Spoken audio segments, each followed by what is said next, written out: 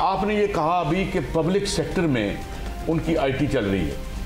ये जो रियासत ने निकाला, मैं बात करता हूँ कि ये जो हमने यहाँ पे प्रॉपर्टी को हमने डीरेगुलेट किया, उसमें से कब्जा माफिया निकला, फिर उसने रियासत पर ही कब्जा कर लिया। मतलब अब हर वजीर की अपनी एक हाउसिंग सोसाइटी है।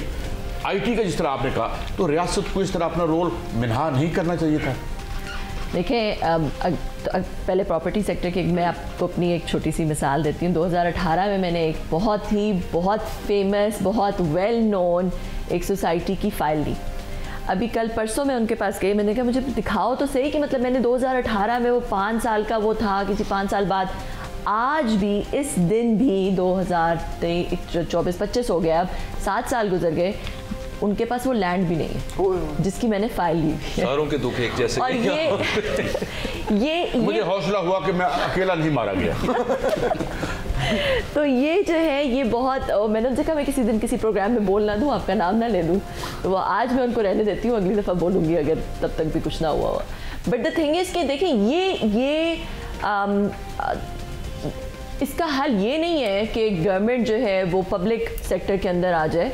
पूरी दुनिया में, ऑस्ट्रेलिया में तो एनर्जी भी डीरेगुलेटेड है, ऑस्ट्रेलिया में तो प्राइवेट एनर्जी कंपनीज हैं जो कि प्राइवेटली हर चीज़, बहुत सारी दुनिया में मुझे लगता है कि ऑस्ट्रेलिया के वज़ीर आज़म जो है वो बिजली का धंधा नहीं करते होंगे। जी बिल्कुल सही अंदाज़ा है मेरा। सही है। तो अब अगर आप देखें कि आईटी सेक्टर की अगर बात कर ली जाए तो आई थिंक कि एक वो ऐसा सेक्टर है, हम जैसे पहले बात कर रहे थे कि पाकिस्तान में cost of capital, labour, energy, good, सब कुछ, कैपेक्स जो है वो एक बैरियर टू एंट्री बनता है जब आप फैक्ट्री लगाने लगते हैं पाकिस्तान के अंदर, because of all these issues. IT एक वाहिद ऐसा सेक्टर है जिसके अंदर सॉफ्टवेयर जब आपने बनाना है तो वो जो बैरियर टू एंट्री, जो कैपेक्स है, वो इस इंडस्ट्री के अंदर नहीं है, आईटी के अंदर नहीं है। आपके पास कुछ भी नहीं है ना, तो आप कोई ना कोई सॉफ्टवेयर बना सकते हैं। जितना भी हमारे पास कैपिटल है इन टर्म्स ऑफ आईटी। अब इस सवाल का मुझे जवाब दीजिएगा, क्योंकि वी ऑल नो कि ये मामला चल क्या रहा है, इंटरनेट स्लो क्यों हो रहा है बार बार, और एप्स क्यों बंद हो रही हैं, पॉलिटिकल डिसेंट है, एक पॉलिटिकल नैरेटिव है। ऐसा कोई तरीका है इस गवर्नमेंट के पास, इस स्टेट के पास, और आइंदा के लिए भी, कि भाई जो नहीं पसंद आ रहा इसको तो मैं बंद करके रख दूं लेकिन वो उसका बिजनेस पे असर ना पड़े। स्पीड में इसके लिए बंद कर दूं, जलसा हो रहा है मैं इंटरनेट बंद कर दूं तो सिर्फ जलसे वालों को करूं, इनका बंद ना हो। ऐसा तो मुमकिन नहीं होगा ना। मैं रिटोरिकल क्वेश्चन ही पूछ रहा था वैसे। देखिए, द थिंग इज कि आपने ये देखना है शॉर्ट टर्म थिंकिंग से निकल के लॉन्ग टर्म थिंकिंग की तरफ जाना है। अगर आप पॉलिटिकल डिसेंट, पॉलिटिकल नैरेटिव को कंट्रोल करने के लिए for what ever reason, national security का नाम लगा दें, जो भी और रीज़न है, उसकी वजह से अगर आप इंटरनेट को ही बंद कर देते हैं, और जो आपकी एक दो चीज़ें विच आर डूइंग वेल, मतलब आईटी एक ऐसी चीज़ है जो कि फ़िलहाल एक लो हैंगिंग फ्रूट है, मेरे सामने एक लो हैंगिंग फ्रूट है आईटी को थोड़ा बहुत रिवाइव करने के लिए।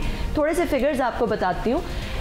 2022 में जो पाकिस्तान के अंदर इन्वेस्टमेंट आई है वो थी $331 मिलियन, ठीक है, जो कि वीसी इन्वेस्टमेंट आई थी in startups related to IT. 2023 में वो हो गई $75 मिलियन, 2024 में कुछ भी नहीं, बहुत थोड़ी, ठीक है। सो द थिंग इज कि आपको बहरहाल, और ये जो इन्वेस्टमेंट आई है अगर आप इसको पब्लिक मार्केट से कंपेयर करें तो वहाँ पे $3-4 मिलियन की है, कुछ भी नहीं है, तो ये फिर भी बहुत ज़्यादा है। अच्छा, तो एक बात और पूछनी मैंने आपसे, ये एलन मस्क साहब ने एक स्टार लिंक दिया है, एक दरख्वास्त डाली हुई है, तो वो कितना अच्छा होगा या वो क्या है, लोग जानना चाहते हैं। देखिए, स्टार लिंक जो है उससे एक ब्लैंकेट कवरेज आ सकती है इंटरनेट की, ऑब्वियसली, क्योंकि वो डिपेंड नहीं करता कि आपने फाइबर किधर ले की हुई है, जहाँ जहाँ सैटेलाइट से लेंगे, हाँ, जहाँ ग्राउंड पे जहाँ ट्रांसीवर्स होंगे वहाँ से आप जो है वो आ सकते हैं, ब्लैंकेट कवरेज हो सकती है। मगर फिलहाल बहुत महंगा होगा, वो डिवाइड क्रिएट ज़्यादा करेगा, क्योंकि पाकिस्तान में 28,000 से 35,000 के दरमियान पर मंथ कॉस्ट होगी उसकी, जो उसको खरीदेगा, ठीक है। तो वो तो बहुत ही थोड़े से लोगों को एक्सेसिबल होगा ना, तो इस वजह से जो है वो स्टारलिंक तो एक छोटे से सेक्टर के लिए इट्स नॉट दैट, आगे जाके सस्ता होगा, जबकि पूरी जैसे हर टेक्नोलॉजी होती है कुछ सालों में स्टारलिंक, और इसको कोई रोक नहीं सकता। दिस इज द नेक्स्ट, जैसे कहते हैं ना, जब टेक्नोलॉजी जो है वो ह्यूमन बींग्स के लिए फ्रिक्शन रिमूव करती है, सिंप्लिसिटी लेकर आती है, कन्वीनियंस लेकर आती है, आप उसको जितना मर्जी रोके रुकती नहीं है, वो आएगी ही आएगी, ठीक है, दैट इट विल हैपन। उसको रोकने का कोई मैकेनिज्म हमारे पास निकल सकता है? हाँ, उस ट्रांसीवर्स बंद करते हैं, ग्राउंड ट्रांसीवर्स बंद करते हैं, हल है हमारे पास हर चीज का। खुली भी रहने दें, टेंशन ना लें जी। मगर देखिए इसको, मैं लास्ट चीज पर ये बात कह दूंगी, मैं अपनी बात खत्म इस बात पे करूंगी कि कोई ना कोई और हल निकाल ले, इंटरनेट बंद करना हल नहीं है, उससे आपकी इकोनॉमी का पहिया रुक जाता है। तो जैसे पहले कहते थे ना कि geography is destiny, now connectivity is destiny, दुनिया वहीं पे जा रही है। नदीम कुरैशी साहब, एहसन मलिक साहब जो बात कर रहे थे, वो कमल चीमा साहब, अभी सारे हम घूम फिर के ना, क्योंकि हम सबका इंटरेस्ट रियल एस्टेट में कहीं ना कहीं है सर, तो वहाँ पे आ जाते हैं। लेकिन इंडस्ट्री के हवाले से मेरा तो ये आर्ग्यूमेंट है, मेरा थीसिस भी मेरा हमेशा ये रहा है कि over period of last decade at least real estate की वजह से इंडस्ट्री को बहुत धचका लगा है।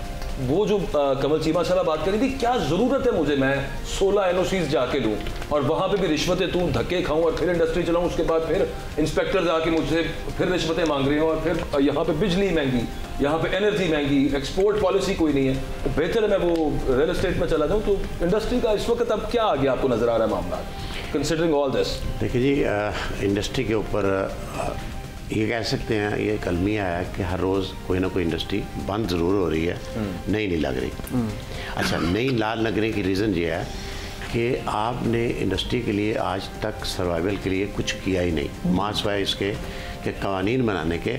अच्छा, वो कवानीन भी ऐसे होते हैं कि एक आप पूरा का पूरा चैप्टर क्लोज कर देते हैं और उसके बाद कुछ दिनों के बाद पता चलता है कि आपने वो चैप्टर जो बंद किया था उसमें तो वो 400 आइटम वो भी आ गए हैं जिसका तल्लक ही नहीं है इसके साथ। सही, कहाँ इंडस्ट्री जाएगी? अभी रिसेंटली इन्होंने चैप्टर 29, 30, 31 जिसमें एक्सप्लोजन के सारी चीज़ें आ रही थी, जिसमें ज़ाइलिन भी आ रही थी, दूसरी चीज़ें आ रही थी, इन्होंने उठा के सारे चैप्टर बंद कर दिए। अब उसे क्या हुआ, लोगों के माल फंस गए। उसके बाद 6 महीने लोग मिन्नतें करते रहे, करने के बाद फिर उन्होंने रियलाइज़ किया कि यार ये 70 आइटमें तो इसमें आती नहीं है, इसका तो तल्लक ही नहीं था। जो 6 महीने लोगों ने डिस्टेंशन दे दी, बोर्ड पे जुर्माने दिए, उसके बाद लोगों को 6 महीने की एक्सटेंशन मिल गई। अब जून 2025 तक उन्होंने कह दिया कि आप माल मंगा लें। मेरे एक दोस्त ने ना कल साहब सोलर पंखे मंगवाए चाइना से, और वो जब क्लियर हुए ना तो सर्दियाँ आ गई। वो ऐसे ही बैठा हुआ करना क्या है। और जो आप बात करें इंडस्ट्री की, यकीन माने कि एक बहुत बड़ा जहाद है, लेकिन उसके बावजूद भी आज भी आपकी इंडस्ट्री सरवाइव कर सकती है। ऐसी कोई बात नहीं कि आपकी इंडस्ट्री एक्सपैंड कर सकती है। इस बिजली के साथ लेकिन कैसे रहे? नहीं, मैं देखिए 2 चीज़ें, एक आप एक्सपोर्ट की इंडस्ट्री, एक आपकी इंपोर्ट सब्स्टिट्यूशन की इंडस्ट्री। अच्छा, एक्सपोर्ट के लिए तो आपकी बात बिल्कुल मैं 100% एग्री हूँ, लेकिन इंपोर्ट सब्स्टिट्यूशन के लिए जो चीज़ें आप बाहर से इंपोर्ट कर रहे हैं, आपके $80 बिलियन से ऊपर चले गए आप, उनमें से इतना पोर्शन जो इंपोर्ट सब्स्टिट्यूशन कर सकता है, जो पाकिस्तान लगना शुरू हो जाए, तो उसके लिए आप एक्सपोर्ट की बात छोड़ दें। जो आप एक्सपोर्ट करते हैं, आप इंपोर्ट की सब्स्टिट्यूशन ले लें।